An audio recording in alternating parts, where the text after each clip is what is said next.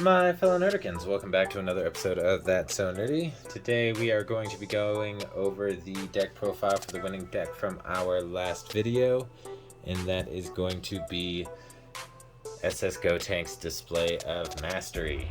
If you guys haven't checked out the last video, I would definitely recommend it. It was a fun deck to shoot, or a fun game to shoot. Definitely would have been a little bit better if we didn't have those couple misplays, but I mean, it didn't really change the nature of the game that much, so I think it still would have ended up the same, but I mean, it is what it is. We're only human, so we make mistakes. But so for those who don't know what the leader does, on the unawakened side, when he attacks, you can take up to one card from your life and draw one card. He's got a permanent ability that if your opponent has one or more energy, when your opponent activates an extra card, draw a card. Really good for keeping your hand size up. He doesn't have an alternate awaken since he is from BT 10, and the alternate awaken thing didn't come around until I think BT 11 was the first one where they started doing the alternate awakening with the Unison.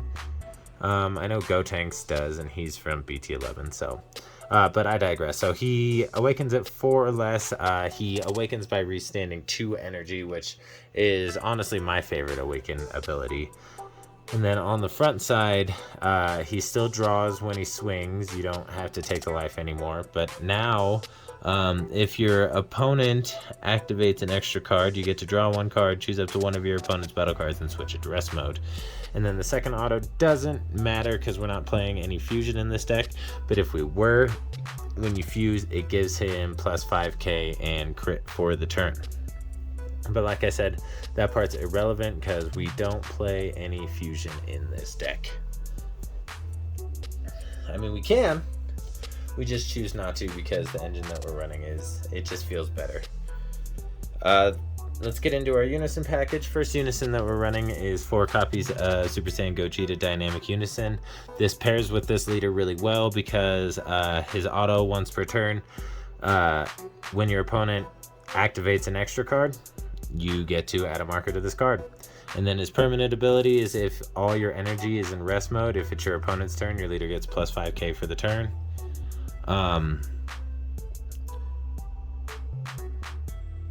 And then the plus 1, you typically don't really use its ability. It's you pitch 2 to draw 2 by adding a marker. Like I said, you don't really proc that often. It is useful to have it in your arsenal, but you're not going to use it that often. But the -4 is really good because activate main during your opponent's turn, or during their charge phase, they can only restand 2 energy. So if you do that on a turn where your opponent's tapped out, they're only going to have a maximum of 3 energy because the 2 they untapped and then the 1 they're going to play at the beginning of their turn. Unless they're in a situation where they don't really want to charge and then they're stuck with just the 2 energy. Next Unison, we're running 2 copies of Mecha Cabra Applauding Revival. Just because it's a really good defensive Unison. It helps with what yellow in general wants to do, but for those who don't know, he's got blocker, auto once per turn. When this card loses markers due to an opponent's attack, choose up to one of your opponent's cards and switch it to rest mode. And then that ability doesn't get around barrier, but the marker ability does. You plus 1, draw a card, then choose one of your opponent's battle cards in rest mode, ignoring barrier, and it can't be switched to active mode during your opponent's next turn. So that means through other card abilities or anything that would restand it, it cannot restand, which is really, really powerful. And then the -4 allows you to steal one of your opponent's battle cards and switch it to active mode, which comes up sometimes for me, not very often. I'm usually using it for the blocker ability if I am using it. And then we're running 4 copies of Vegeta the Impregnable. The reason is he searches out the Unison. He also allows you to grab a 3-drop or less yellow Saiyan from the top 5, which doesn't come honestly, it doesn't come up very often where you really need to use this card. But when he's useful, he's actually really useful in helping you to get the pieces that you need, because this is just a 52 card deck, so it is pretty consistent. And then we're running, it is yellow, so we're going to be running the Slug package, 3 copies of Lord Slug Evil Invader. It's a 1-drop cantrip, and then you pay 1 yellow energy, play out a 3-drop or 4-drop or less, or no, 3-drop or less slug from your hand, and then KO him or send him to your drop area. Or you can use the other ability to choose one of your opponent's battle cards and switch it to rest mode, but you'll never really actually use that ability. He's mainly just in here to play out the Super Namekian.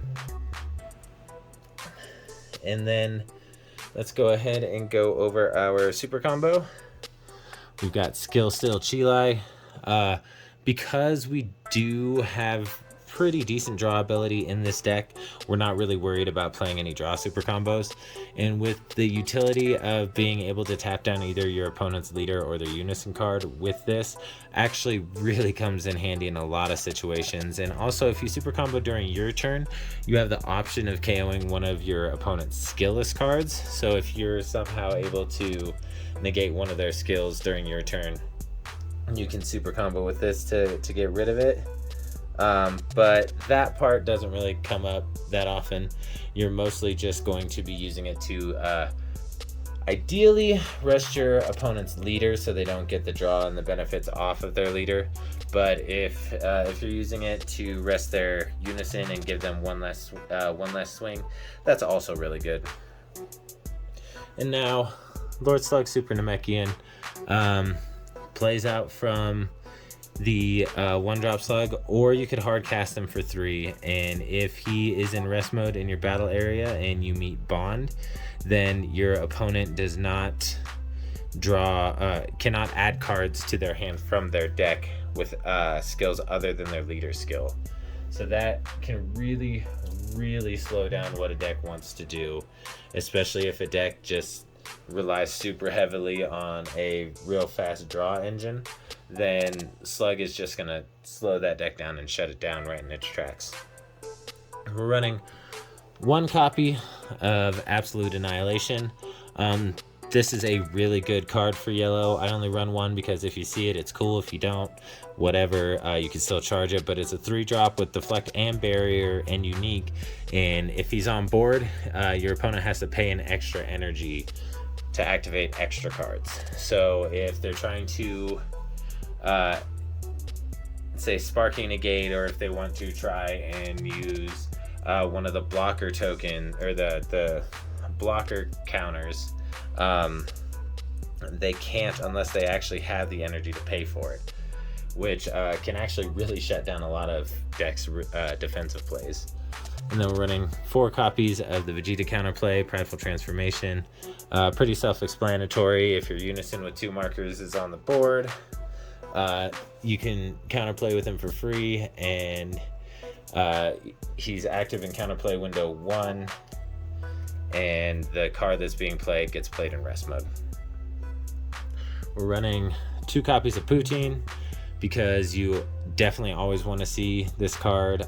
If you don't, it's not going to break your back, but getting Poutine on board is really tough for your opponent, since she is a barrier card, and if your opponent plays a card with skills, or if they activate a counter, you get to rest mode one of their battle cards.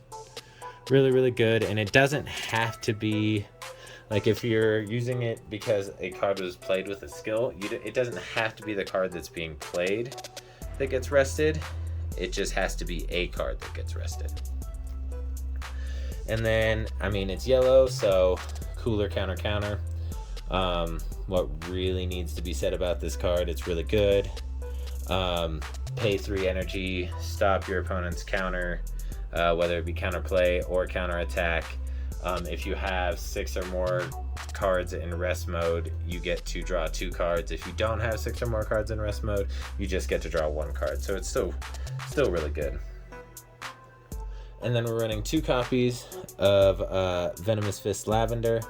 It is a 4 cost, but it's got deflect and barrier, so it's going to hit the board. It's got blocker, and its activate main, you can tap down 2 of your opponent's energy, and then you negate that skill for the game. Really, really strong ability. You don't typically ever actually use that ability. Most of the time when you drop him on the board, it just really messes with your opponent's mind, and they'll either start tapping out all the time in order for you to not be able to use Lavender's ability, or they're going to not spend as much energy in case you do use Lavender's ability to just tap their stuff down. And then, I mean, what would yellow be without Bergamo Ferocious Roar? If one of your opponent's battle cards gets tapped down, you can pay 2 energy, play him out, and then tap down 2 more of their cards, and then he becomes a 20k beatstick. Obviously, really, really good ability. And then some more of our 5 drops. We're running 3 copies of Son Goku, A Gift from the Earth.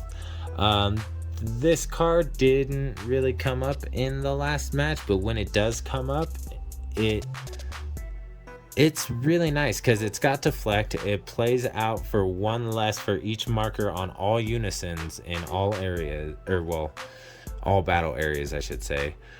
So if you have a unison on board with 2 markers and your opponent has a unison on board with 2 markers, even just one marker, he becomes a 2-drop. And then he's got Spirit Boost 2 that you get to pick a battle card in rest mode with an energy cost of 4 or less and KO, and then this card gains 5k and double strike. And then when you remove markers from your unison using this card's Spirit Boost ability, you actually get to remove that many markers from your opponent's unison as well. So that's really good in my opinion, especially if your opponent is playing the Bardock unison, for example. They're playing black, they're playing the Bardock unison, they've used the Floodgate ability. You play him out, Spirit Boost 2, it's going to remove 2 markers from Bardock. That Floodgate ability is no longer active, and now you can swing in with all your battle cards without having to worry about warping anything. And then, I mean, what kind of Yellow Saiyan deck would we be playing if we weren't playing 4 copies of Turles All Too Easy? In Yellow Saiyan decks, this card is just too good. When you have 3 or more energy, he comes out for 2 energy, and then you choose one of your opponent's battle cards in rest mode and KO, and then you can either choose another battle card in rest mode and KO that one as well, or draw a card. So say your opponent has 2 pesky battle cards on board that you want to take care of, but you also want to get the draw. You can play out 1 Turles, KO 1, get the draw, play out a second Turles, KO another one, get the draw, and then you have 2 20k double strikers on board. Huge, huge power, huge pressure. Just so strong. And then another really strong yellow staple is going to be Return of the Dragon Fist. Super strong. If you have a unison card on board and you have 4 or more, if you have a unison card on board and you have 4 more energy, you can play this guy out for 3. He KOs 2 battle cards in rest mode when he's played, and then Spirit Boost 2, he gains dual attack, and then your opponent can't activate skills on battle cards with an energy cost of 7 or less against him. So that's going to shut off all of your opponent's floodgates. So you're not going to have to worry about Pupo, Topo, Oceanus. If you're playing against Mechikabura, you're not going to have to worry about Poutine. You're not going to have to worry about literally any battle card with an energy cost of 7 or less, because he just shuts them off. And then we'll jump into our extra card package, and then we'll go over, of course, the SCR for the deck, and then the sideboard. So we're running 1 Power over Super Saiyan because it's Power over Super Saiyan, it's yellow. You have to. You don't get a choice. If you don't run this card, we'll find you. The yellow card Mafia will hunt you down. I'm just kidding, but those who know, you know. But it's a counterattack. You're never going to use it for the counterattack. You're typically only ever going to use it for the activate battle, which is if you have one energy card. If you have one energy up, you can activate battle for free, tap down one of your opponent's battle cards, and draw a card. Really good to just limit their pressure. Next battle card, or extra card, we're running 4 copies of Forbidden Power. Again, really good. It's a counterattack. Use that sometimes, like if you're trying to slow down their board and they're trying to amass like a really wide board. But most of the time, you're gonna just be using the activate battle to gain 10k combo and then tap down something ignoring barrier.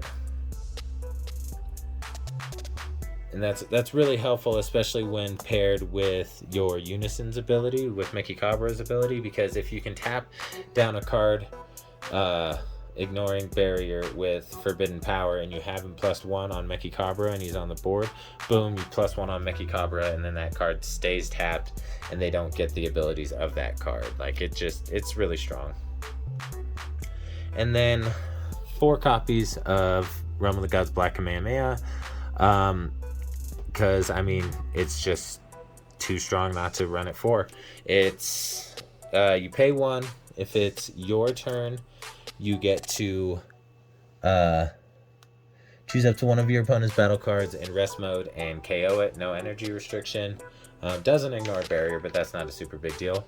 And then if it's your opponent's turn, you tap 1.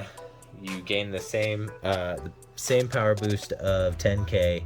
But then you draw a card and you get to switch 2 of your opponent's battle cards to rest mode, which is really going to slow down their pressure, especially if they're trying to build a wide board. Then the last of our extra cards, 2 Frieza's Army reinforcements, because they're the blocker token negates. They're really good when they are really good. You don't always need them, but it's nice to have them when you do need them. And then the SCR we're running in the deck is Super 17 Sibling Absorbed. I go back and forth between wanting to run this deck, or this SCR, and wanting to run the Sin Shenron that taps down my opponent's cards. But at the end of the day, this SCR is just better, hands down, than that Sin. So let's go ahead and just take a quick look at the sideboard. Running in the sideboard, we've got 4 copies of Release from Evil. It's yellow's free counterattack, as long as you have a Unison.